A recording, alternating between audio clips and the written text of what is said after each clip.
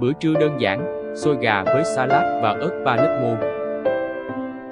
Trong nhịp sống hối hở hiện nay, một bữa trưa ngon miệng và đủ dinh dưỡng có thể mang lại niềm vui và sự thư giãn cần thiết.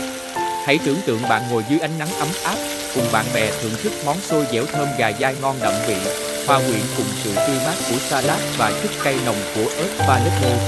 Đó là khoảnh khắc tuyệt vời khi bạn tạm gác lại mọi lo toan, chia sẻ tiếng cười và những câu chuyện đầy ý nghĩa bên người thân yêu.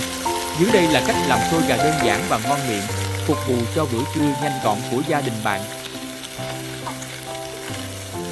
Nguyên liệu cần chuẩn bị: 300g thịt gà đùi, khoảng 1 vỉ mua tại siêu thị.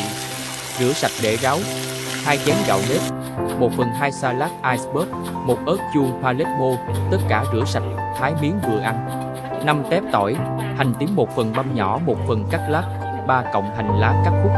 Dầu olive, nước mắm, tiêu đen, muối hồng, đường nâu và gia vị khác theo khẩu vị gia đình.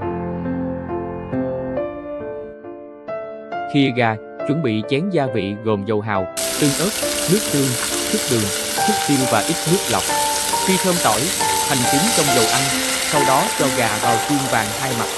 Thêm chén gia vị và đun lửa nhỏ khoảng 10 phút cho đến khi gà chín mềm, nước sệt lại, tắt bếp, để nguội. Chuẩn bị xôi, rửa sạch gạo nếp và ngâm trong nước khoảng 30 phút. Đem gạo nếp vào nồi cơm điện, thêm ít nước vào để nấu sôi. Làm mỡ hành, trong một chảo đun nóng dầu, cho hành lá cắt khúc vào xào cho đến khi hành thơm phức. Múc gà ra đĩa cắt miếng vừa ăn.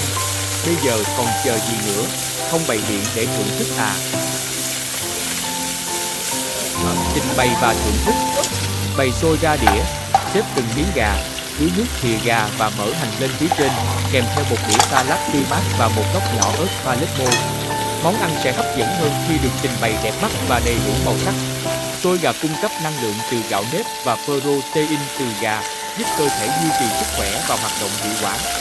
Salad cung cấp vitamin và khoáng chất từ rau củ, hỗ trợ hệ tiêu hóa và tăng cường sức đề kháng. Ớt Palermo không chỉ tăng thêm hương vị cay nồng cho bữa ăn mà còn chứa nhiều chất chống oxy hóa, giúp tăng cường sức khỏe tổng thể.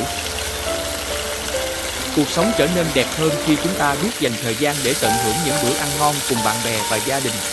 Hãy thử tưởng tượng bạn đang ngồi bên những người thân yêu, cùng nhau chia sẻ niềm vui và sự ấm áp từ những miếng xôi gà thơm lừng, salad tươi mát và ớt Palermo cay nồng. Món ăn không chỉ là thức ăn cho cơ thể mà còn là nguồn cảm hứng, kết nối tình cảm và tạo nên những kỷ niệm đẹp đẽ. Hy vọng bạn sẽ có một bữa trưa thật tuyệt vời và đong đầy niềm vui. Hãy chia sẻ công thức này với bạn bè và hẹn gặp lại trong những buổi tụ họp đầy ý nghĩa. Bon appetit!